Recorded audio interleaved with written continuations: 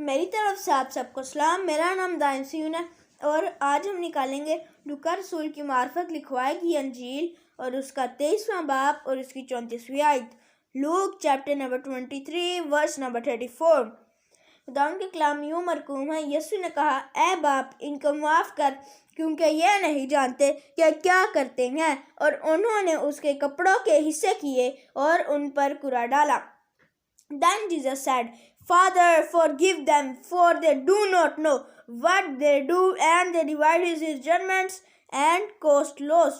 میرے پیارے بہنوں اور بھائیوں، یہ پہلا کلمہ یسوع مسیح نے صلیب پر کہا، اے باپ ان کو معاف کر، یہ نہیں جانتے کہ کیا کرتے ہیں۔ میرے عزیزوں، یہ کون سا کلمہ ہے؟ جی ہاں، یہ معافی کا کلمہ ہے۔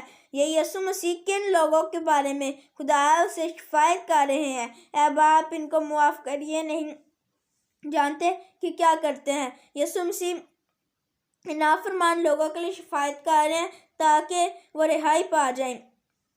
لیکن ایک بات جو بڑی غور طلب ہے کہ اس حالت میں بھی خداوند یسوع مسیح نے اپنے باپ سے رابطہ رکھا۔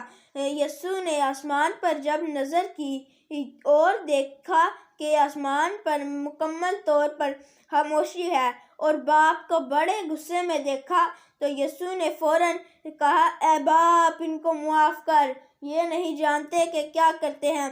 خدمت کے دوران بھی یسوع نے شفاعت کی، صلیب پر بھی باپ سے شفاعت کر رہے تھے اور اب بھی آسمان پر باپ کی دائیں طرف کھڑے شفاعت کر رہے ہیں ان لوگوں کے لیے جو نافرمان ہیں۔ لیکن میں ان نافرمان لوگوں کو یہ نصیحت کرنا چاہتا ہوں کہ مسیح نے آپ کو نافرمانی کے لیے پیدا نہیں کیا بلکہ اپنے لیے پیدا کیا ہے۔ دوسرا یہ کہ یسوع دکھ کی حالت میں بھی اپنے باپ کے ساتھ رابطے میں رہے۔ ہمیں بھی ہر حالت میں اپنے باپ کے ساتھ رابطے میں رہنا چاہیے۔ خداوند آپ سب کو برکت دے، آمین۔ اب میں آپ لوگوں کے لیے دعا کروں گا۔